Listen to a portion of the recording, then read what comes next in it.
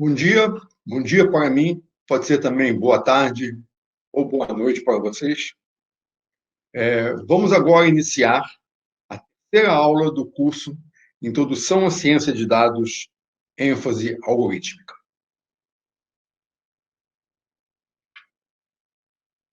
Esse curso está sendo dado no escopo do 33º Colóquio Brasileiro de Matemática. O tema dessa aula será aprendizado de máquina.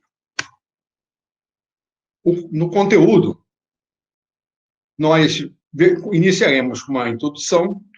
Em seguida, examinaremos o algoritmo de Perceptron e a dimensão de Vapnik-Chervonenkis.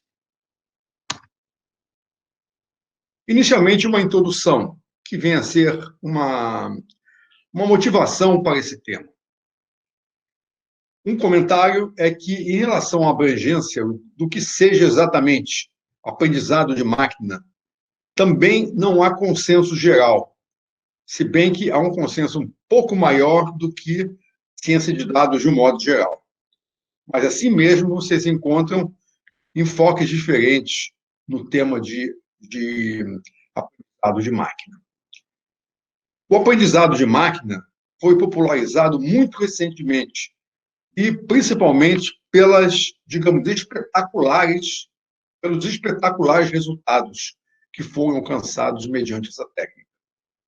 O aprendizado de máquina é parte da inteligência artificial, mas, atualmente, eu diria que chega a extrapolar até a inteligência artificial, dado a importância que o assunto tem tomado nos últimos tempos.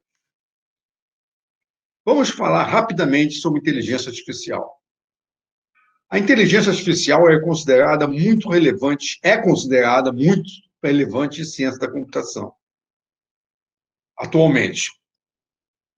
A inteligência artificial é uma das primeiras áreas da ciência da computação desde os seus primórdios.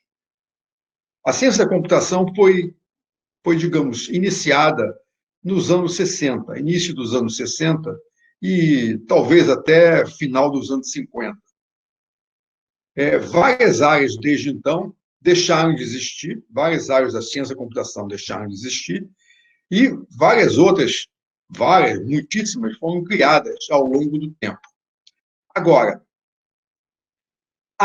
o aprendizado de máquina, de certa forma, fez parte desde o início da inteligência artificial.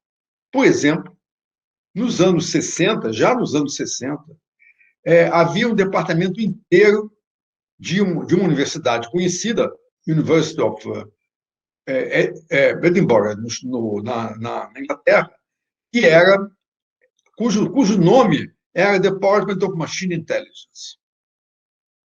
Bem, devido a uma certa estagnação, a inteligência artificial perdeu importância nos anos subsequentes. Estagnação significa, no caso, digamos, obtenção de resultados práticos da área. Contudo, o panorama mudou completamente a partir do século XXI, exatamente devido aos resultados importantes alcançados, principalmente no aprendizado de máquina. Diversas aplicações, por exemplo, foram obtidas, aplicações importantes em medicina, no mercado financeiro, identificação e prevenção de fake news, estratégias de jogos, inclusive jogos de xadrez, e muitas outras. O problema geral que nós vamos tratar denomina-se classificação. O problema de classificação, o enunciado é bastante simples. Dado um conjunto X, o objetivo é classificar seus elementos em K tipos diferentes. De início, vamos tratar apenas de 2 tipos. Trataremos, então, da classificação binária. O exemplo que nós vamos considerar ao longo do curso, nesse exemplo, X será um conjunto de doenças. Cada doença será quantificada através de um conjunto de sintomas atribuídos a um certo indivíduo. A classificação binária visaria decidir se o indivíduo está acometido ou não da doença em questão. A técnica geral que nós vamos utilizar, mais ou menos, tenta imitar a técnica geral do aprendizado humano. Na etapa inicial, nós teremos o que se denomina treinamento, como um treinamento humano, como você vai treinar alguém numa técnica nova. Nessa etapa, já é conhecida previamente a classificação final dos elementos do conjunto X a ser classificado. Classificação essa realizada por um professor, com ajuda, no caso, de um especialista, se for o caso. A classificação prévia dos elementos, realizada pelo professor, será obtida a partir de quantificadores atribuídos a esses elementos. No exemplo do diagnóstico médico, já seria conhecido se o indivíduo considerado está acometido ou não da doença mencionada. O conjunto desses indivíduos, sintomas com seus quantificadores, diagnósticos resultantes, formam o que se denomina de exemplo de treinamento. A técnica do aprendizado de máquina consiste em utilizar os exemplos de treinamento para ensinar a máquina a classificar os elementos. Na fase de treinamento, a máquina efetua sua classificação utilizando os exemplos de treinamento, independente da classificação do professor. Se a classificação da máquina divergir da classificação do professor, é realizada uma etapa de correção. O objetivo é treinar a máquina de modo a realizar a classificação correta, independente do professor. Então, dessa maneira, a máquina faz a classificação dela, enquanto não houver uma coincidência entre a classificação da máquina e a classificação do professor, prossegue o treinamento, até que essa coincidência possa existir. Tipos de aprendizado. Esse aprendizado que, com auxílio de um professor direto, é denominado supervisionado. Ainda aprendizado semi-supervisionado, aprendizado reforçado e aprendizado não supervisionado. Nessa escala, de cima para baixo, o grau de supervisão vai decrescendo. Aplicação inicial. Na nossa aplicação dos diagnósticos médicos, um conjunto de doenças será representado por um vetor X. Cada doença, um elemento do vetor, cada doença será um elemento vetor. Corresponde a um outro vetor. Cada doença tem um outro vetor, com a informação da relevância de elementos do diagnóstico serem utilizados. Por exemplo, os sintomas.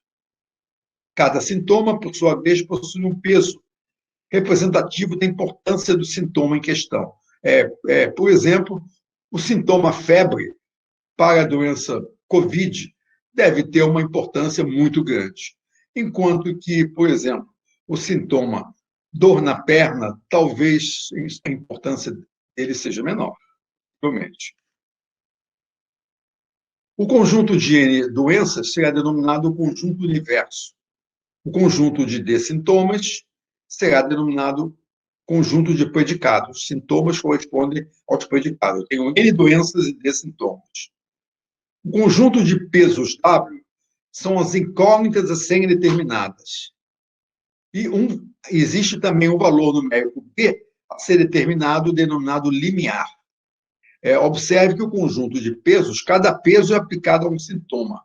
Então, se eu tenho D sintomas, eu vou ter D pesos também.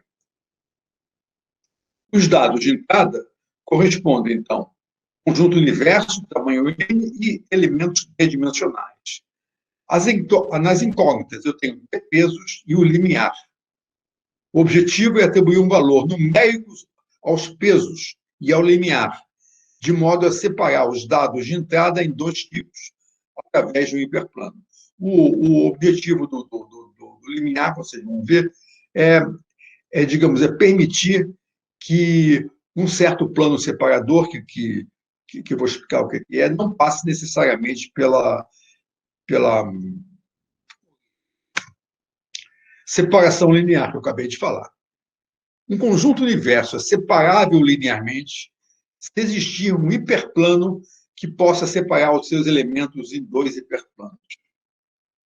Então, eu tenho, digamos, na realidade, eu tenho um conjunto de pontos, os meus dados, meu universo, corresponde, se eu tenho N pontos, corresponde a um conjunto de pontos no espaço N-dimensional.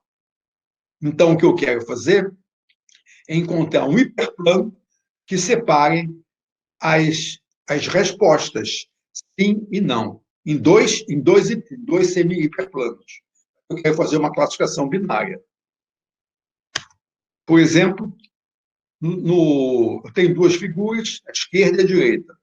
Na figura da esquerda, eu tenho, digamos, os pontos vazados, que no nosso exemplo poderia ser o caso em que o paciente está cometido aquele paciente está cometido daquela doença. Então, aquela doença o paciente possui. E os pontos cheios estão à esquerda dessa reta. A reta está representando um semi-hiperplano, um hiperplano, tipo, um hiperplano. Bem, então, à esquerda desse hiperplano, vocês veem, então, esses pontos cheios que representariam a resposta sim, na classificação binária. E os pontos cheios, os pontos vazados, estão à direita do hiperplano, corresponderiam, então, à resposta não. Significa que aquele conjunto de dados é separável linearmente. No exemplo à direita, vocês veem que não é possível passar um hiperplano que separe os pontos cheios dos pontos vazados. Então, os pontos à direita representam um conjunto não separável linearmente. Na descrição do problema, novamente, eu tenho uma tripla x, w e b, onde x é igual a x1, xn, é um conjunto universo de itens xi, w é w1, wd, conjunto de pesos, e b é o limiar. Os pesos serão aplicados sobre um conjunto P de T predicados. Cada xi pertencente a x é um vetor, onde x1, xi é igual a xi1, xid, em que cada xij é aplicado um peso wj. Os valores xij, wj e b são números reais. O objetivo é determinar o resultado. O resultado a gente vai representar por yi. Nós veremos esse resultado aqui, por enquanto chamamos de resultado, e vai passar a ser chamado daqui a pouco de resultado calculado. O resultado y pode ser mais 1 ou menos 1 para cada xi, pertencente a x. Y é determinado em função de xi, w e b, de acordo com a seguinte equação. Na realidade, isso aqui já é a equação do hiperplano separador. Somatório de j igual a 1 até d, de x e j, wj mais b. Se esse somatório for maior que zero, nós vamos definir que y vai ser mais 1. Se for menor que zero, y menos 1. Igual a zero, y igual a zero. O que será evitado. Vamos tentar evitar isso. Bom, no exemplo do diagnóstico, o objetivo é determinar o resultado YI referente à doença XI, tal que YI igual a mais 1 se o paciente possui a doença XI e menos 1 se o paciente não possui a doença XI. O objetivo é alcançado se o conjunto X for linearmente separado. Ou seja, se for possível encontrar a solução, o método que nós vamos apresentar, ele encontra a solução. Hiperplano da separação linear. Essa é a equação, como eu falei, somatório de x e j, wj mais b igual a zero. E para tornar a notação mais concisa, nós vamos eliminar do cálculo limiar b, mas o efeito dele vai continuar. De que maneira?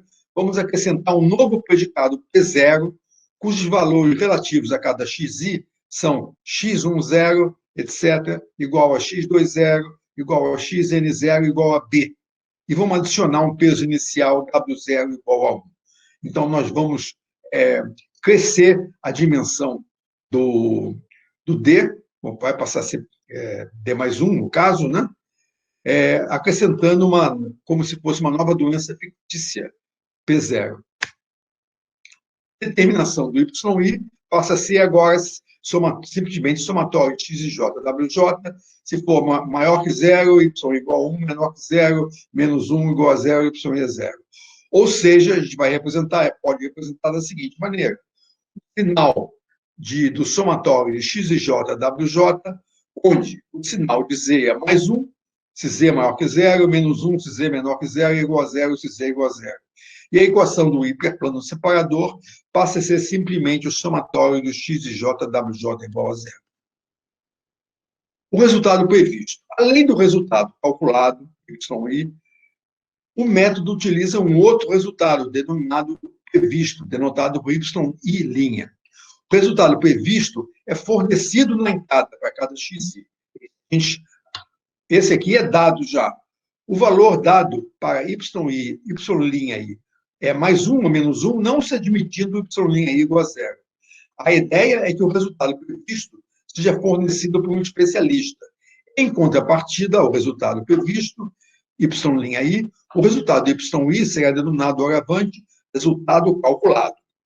O objetivo é alcançar a igualdade entre os resultados calculados e previstos para todos os itens xi e x.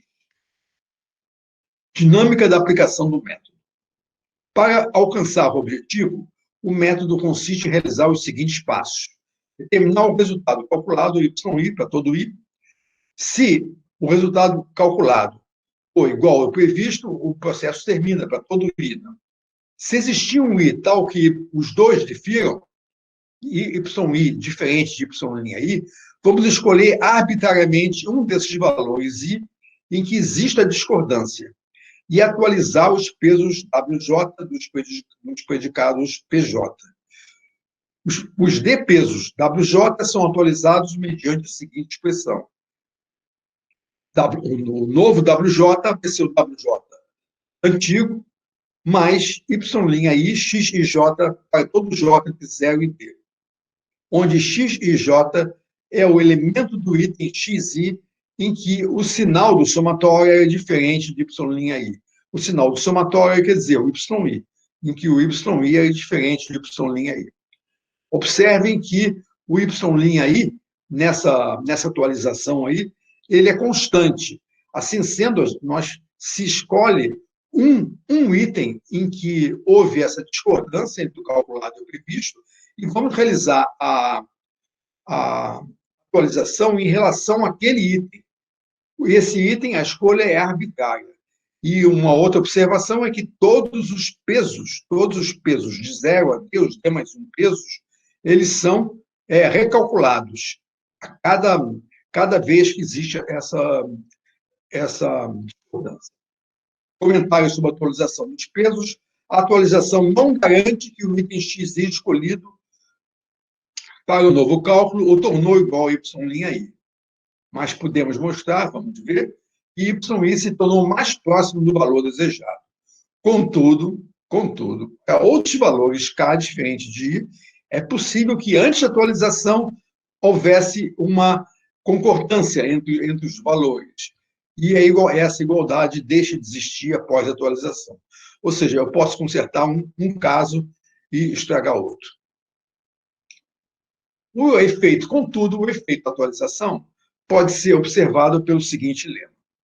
Seja xi um item de entrada, tal que o resultado previsto y', difere do esperado y' após a iteração t do processo. Depois da iteração t do processo, houve uma discordância. Suponha que na iteração t mais 1, os pesos serão calculados mediante a aplicação da atribuição, aquela que nós vimos. O novo WJ é igual ao WJ anterior, mais y' x de j para todo j entre 0 e d. Essa é relativa ao item x. Então, o lema diz que o seguinte: o somatório x e j, wj, para o novo WJ, na interação T mais 1, esse somatório na interação T mais 1 vai ser maior que o somatório na interação T, se somente se y' igual a mais 1. Observe o seguinte, se houve essa discordância, é que é que o valor calculado diferiu do valor previsto. Bom, o que esse lema está dizendo aqui, só interpretando o lema, o que o lema está dizendo aqui, é que toda vez que o y' é mais 1, se o y' é mais 1, quer dizer o quê? Que o previsto era maior que zero. Se o previsto é maior que zero, então o calculado é menor, no caso, né? Tá? Menor, igual, é menor, tá? Ou menor que zero ou igual a zero. Bom, nesse caso aqui, o lema está garantindo que o somatório vai crescer em relação ao item, para o item I, esse somatório vai crescer na iteração T mais 1. E isso significa o seguinte, é que o YI calculado, se era zero, ele vai passar para mais 1, vai haver igualdade.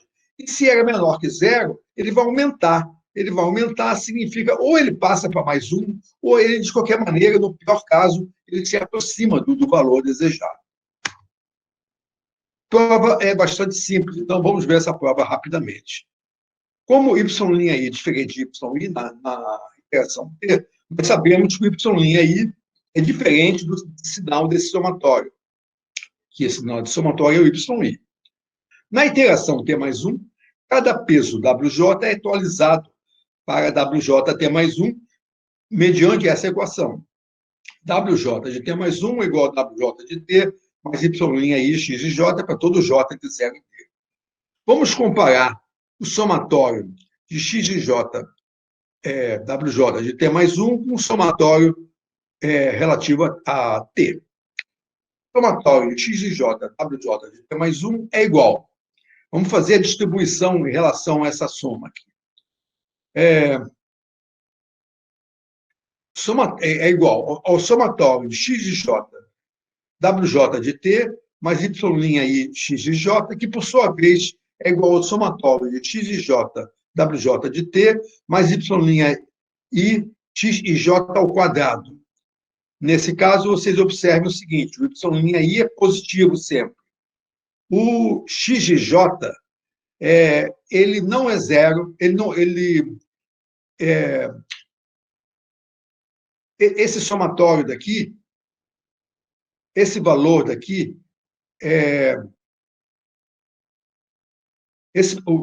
essa parte daqui, ela é positiva. Então, dessa igualdade, decorre que somatório de x de j, WJ T mais 1, é maior que somatório de x de j, WJ de T, se somente se y' for maior que zero. Tendo em vista que x e j ao quadrado, ele é sempre positivo, porque é impossível que todos os x e j sejam nulos. E isso significaria que a entrada toda é nula. Não ocorre. Comentário sobre o lema. Após a atualização de WJ, o valor do resultado calculado YI ou se tornou igual ao previsto, YI, ou, caso contrário, o somatório na interação de T mais 1 se tornou mais próximo de zero. Isto é, mais próximo do ponto de mudança de sinal, onde alcançaria o valor de YI, conforme eu falei. No algoritmo de Perceptron, os dados são um conjunto universo, os dados são tem N itens, cada XI com os D elementos, os pesos, por que os pesos estão entre os dados e o limiar também? Eu falei que a gente vai calcular, eles mudam.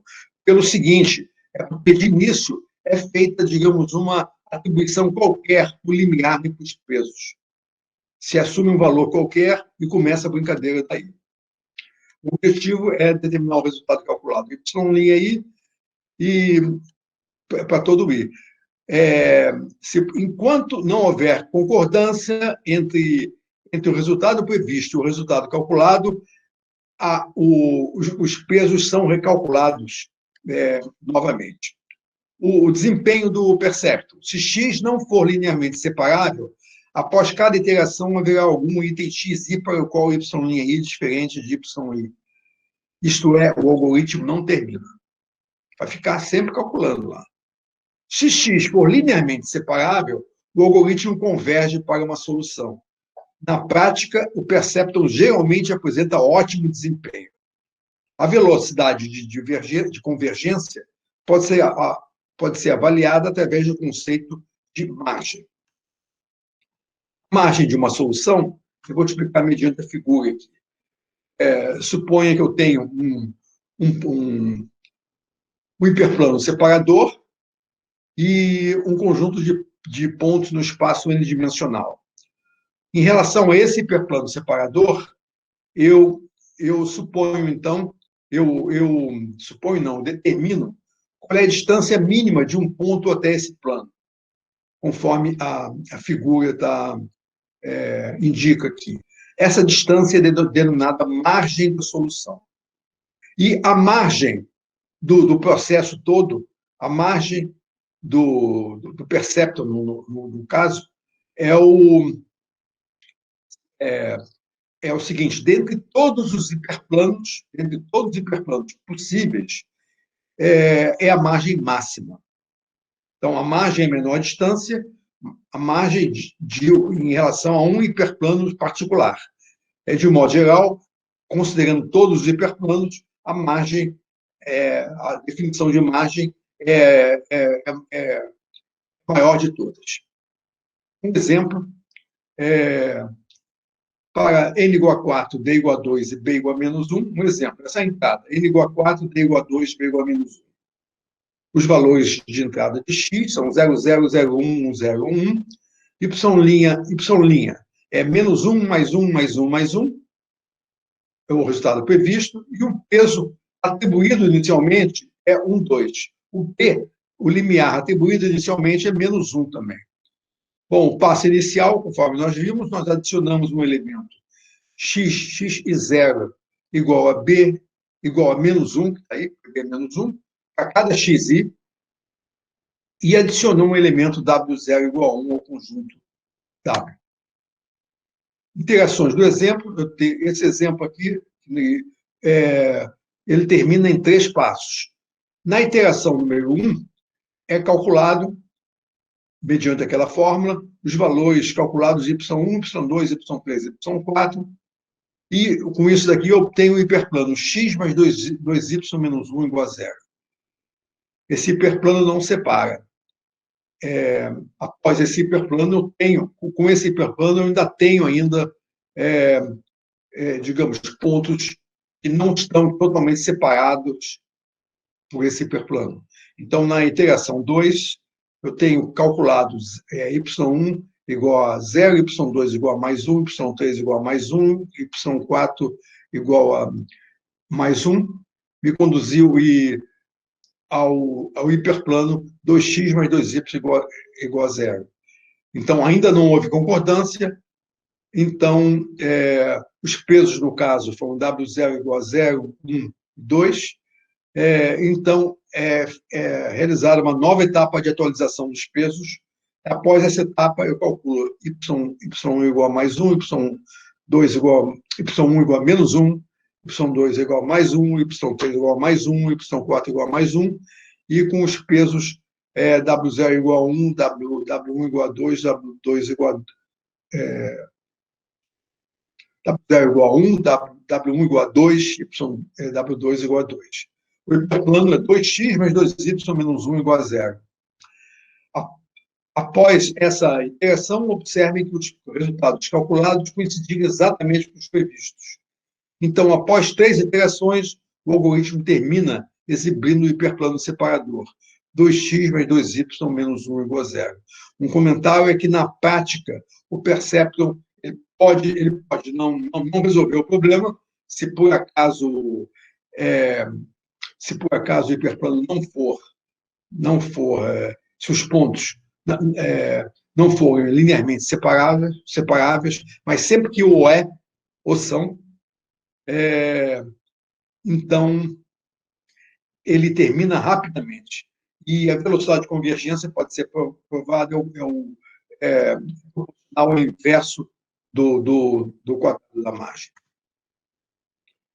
A figura 3 desse exemplo, repara que Nessa figura eu tenho o exemplo, após a iteração 1 não houve separação, o hiperplano está passando por um ponto cheio.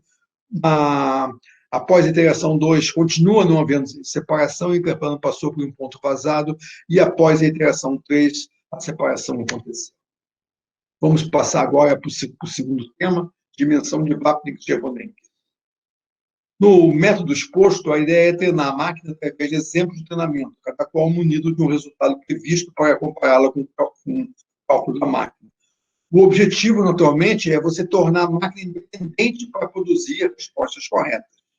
Pergunta natural: será que esse objetivo é realizável? Sim, ele pode ser alcançado dentro de limites probabilísticos. Para tal, utilizar a teoria de Vapnik-Chevonen. O conceito básico-chave dessa teoria é de conjunto aniquilado. Para tal, vamos considerar um sistema de subconjuntos, o S, que vai consistir de um conjunto U denominado universo, juntamente com uma família S de subconjuntos de U. Um conjunto C, subconjunto de U, é dito aniquilado se cada subconjunto C' de C puder ser expresso como interseção de C com algum subconjunto linha de S. Ou seja, cada subconjunto C' de C pode ser expresso como C interseção U', onde U' é um dos subconjuntos da minha família de subconjuntos. Observe que o C, no caso, não precisa ser da família, o C é um conjunto qualquer. Uma outra maneira de dizer isso é o seguinte: em um sistema de subconjuntos, o S seja C o subconjunto de U, vamos considerar a coleção formada pelas interseções de C com subconjuntos de S, denotada por S caligráfico interseção de C, é U' interseção C para cada U' pertencente ao S caligráfico. S caligráfico é a família de subconjuntos. Isto é, S caligráfico interseção C é a coleção cujos elementos correspondem exatamente às interseções de C com cada um dos subconjuntos U' de S. Ou seja, a gente pega o C, quer saber se o C está ou não, satisfaz ou não a definição de conjunto aniquilado. Então, a gente faz a interseção de C em cada subconjunto da família. Então, essa coleção, esse conjunto de interseções é denotado por S caligráfico interseção de C.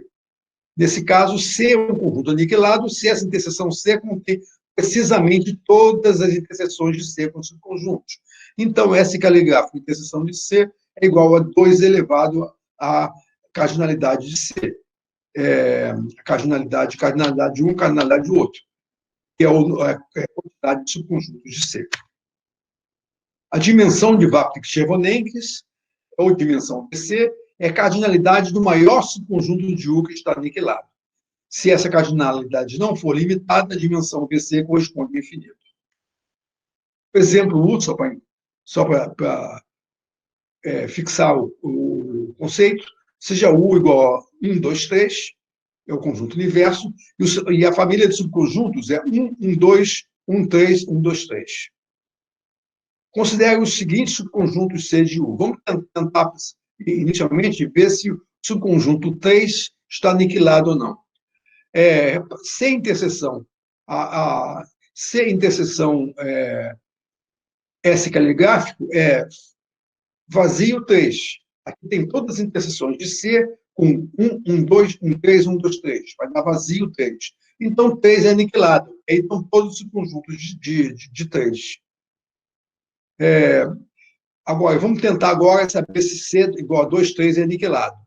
A família das interseções desse C igual a 2, 3 com os subconjuntos com a família lá do S caligráfico vai dar vazio 2, 3, 2, 3. Então, concluo que 2, 3 é aniquilado, porque aí estão todos os subconjuntos. Se eu pegar, porém, C igual a 1, 2, essa família das interseções vão dar 1, 1, 2. Então, ele não é aniquilado, porque todos os subconjuntos dele de 1, 2 não estão. Em particular, o conjunto vazio não figura.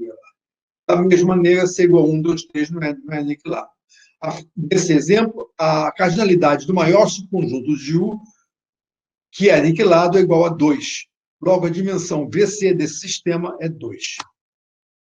No exemplo 2, U agora vai ser um conjunto de pontos de uma reta real, e S o conjunto de intervalos da reta. Seja C, a gente vai escolher 2 pontos para ser o meu conjunto C. Então, a família o universo é o conjunto de pontos de uma reta, e a família de subconjuntos corresponde ao conjunto de intervalos da reta. Então, vamos ver pela figura. Inicialmente, vamos pegar 2 pontos. É igual a B. Suponha A menor que B. 2 pontos da reta. Bem, o intervalo I1 não contém nem A nem B. Então, a interseção dos dois dá vazio. O intervalo I2 contém A, mas não B. O intervalo I3 contém B, mas não A. E o intervalo I4 contém A e B. Então, nesse caso, eu sei que esse conjunto de dois pontos está aniquilado. Se eu, porém, pegar 3 pontos, A, B, C, onde C está entre A e B, eu observo que eu não consigo aniquilar, porque todo intervalo que contém A, B vai conter C também. Então, a dimensão básica, a dimensão BC dessa família é igual a 2. Vou pegar agora U como sendo o conjunto dos pontos do plano cartesiano, ou seja, U igual a R2. E S é a família dos semiplanos de U, isto é, são os semiplanos denominados por alguma reta em U. Vamos inicialmente considerar C como um conjunto de 3 pontos, ABC, não colineares. Vamos examinar pela figura. Eu tenho 3 pontos não colineares, então eu vou inicialmente formar um triângulo ABC com esses pontos. Repare, eu tenho aqui o semiplano 1, ele não passa nem por A, nem B, nem C. Então, a interseção dá vazio. O semiplano 2 contém A, mas nem B, nem C. O semiplano 3 contém B, mas não nem A, B, mas não contém A, nem C. E o semiplano 4 contém C, mas não A, nem B. Vamos agora considerar 2 pontos, e não os 3. O semiplano 5 contém A e B, mas não C. O semiplano 6 contém A, C, mas não B. O semiplano 7 contém B, C, mas não A. Bem, nós já sabemos que conjuntos de 3 pontos podem ser aniquilados por semiplanos no R2. Agora vamos considerar um conjunto de 4 pontos. A, B, C e D. Se pelo menos 3 desses 4 pontos forem colineares, é possível nós podemos concluir imediatamente que ele não pode ser aniquilado. Por exemplo, na figura esquerda, se A, B e C forem colineares, por exemplo, qualquer semiplano que contenha A e C vai conter B também. Bem, vamos agora supor uma outra configuração desses 4 pontos, A, B, C e D. Suponha que A, B, C e D correspondam a um polígono, a um quadrilátero não convexo. Então, nesse caso, olhando a figura do meio, eu observo o seguinte: D é aquele ponto central lá desse quadrilátero. Se eu quiser aniquilar o D, toda vez que o D pertence a S, ou A pertence a S, ou B pertence a S, ou C pertence a S, porque os semiplanos seriam por exemplo, um dos 3 mostrados nessa figura. Bem, finalmente, se esses 4 pontos corresponderem a um polígono ABCD convexo, então, como indica a figura do lado direito, então Se eu quiser que A e C, se eu quiser aniquilar A e C em conjunto, toda vez que A e C pertence a S, então eu terei necessariamente que B pertence a S ou D pertence a S. Então eu não poderia individualizar o conjunto A e C. Consequência, A, B, C, D não é aniquilado, então. E, finalmente, eu tenho um exemplo 4, que corresponde ao conjunto de pontos de uma circunferência. Nesse caso, dá para ver que qualquer subconjunto desses planos, esses pontos, pode ser aniquilado. E esse é um exemplo em que a dimensão VC desse sistema é infinita. A função de aniquilamento é o seguinte: nós sabemos que o conjunto for aniquilado, então eu tenho o número de subconjuntos. Se um conjunto for aniquilado, o número de subconjuntos dele que são aniquilados, no caso, é igual a 2 elevado a n. Tá certo? Números que são gerados é igual a 2 elevado a n. Eu quero agora saber o seguinte: se C interseção em um conjunto aniquilado, então S interseção C contém todas as interseções. Ou seja, isso que eu acabei de falar. S interseção C é igual a 2 elevado a C. Por outro lado, a dimensão PC de U é a máxima cardinalidade de um conjunto. Isso foi visto. Agora, eu suponho agora que ele não seja aniquilado. Então, eu vou pegar agora um valor N, e eu vou pegar agora um conjunto de tamanho N. Então, se não existir conjunto de tamanho N que seja aniquilado, eu quero saber qual é a máxima, o maior número de subconjuntos desse conjunto C que podem ser aniquilados. Então, a função de aniquilamento visa obter, para cada valor de N, qual é o valor máximo desses subconjuntos que podem ser aniquilados. Sabemos que, se o conjunto for aniquilado, é 2 elevado a n. Mas, se não for, então é o quê? É a função de aniquilamento. Então, o objetivo é determinar esse valor para cada n possível. Nós sabemos que seja D o valor da dimensão, então, pela definição de VC, não há subconjunto C de U que possa ser aniquilado quando C é maior que D. Então, o interesse é determinar o valor N, qual é o número máximo de subconjuntos que podem ser aniquilados para cada N. E eu sei que na faixa entre 0 e D, o número máximo de subconjuntos que pode ser aniquilado é 2 elevado a N. Pode ser provado, contudo, que a partir de um certo valor N maior que D, esse número máximo passa a ser um polinômio de grau D em N. Então, eu tenho o gráfico dessa função daqui, é algo assim: ela cresce exponencialmente até o valor D, até o valor da dimensão, e a partir daí passa a crescer polinomialmente, segundo esse teorema daqui, que dá um limite superior.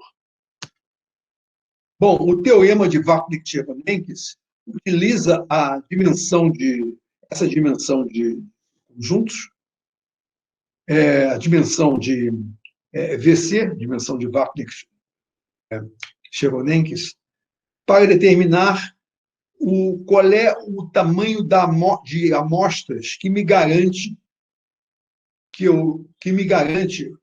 eu possa obter informações probabilisticamente razoáveis em relação ao sistema. Ou seja, por exemplo, fazendo uma analogia com o perceptor, o teorema de Vapnik-Cherenkov daria, digamos, elementos para que se possa determinar uma ordem de grandeza dentro de dados probabilísticos, de valores probabilísticos, qual é a ordem de grandeza do número de tentativas que eu tenho que fazer, de amostras que eu tenho que realizar para que o sistema possa aprender.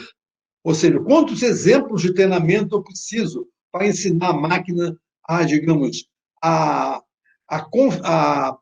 razoavelmente fazer a classificação através do perceptor. Pode ser que erre, mas a quantidade de erros vai ser pequena.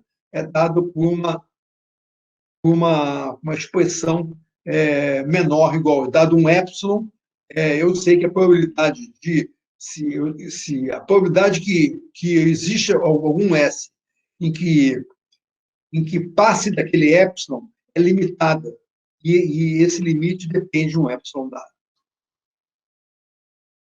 Bem, nós vimos apenas tinturas de aprendizado de máquina. Aqui tem o extrato digamos, da bibliografia.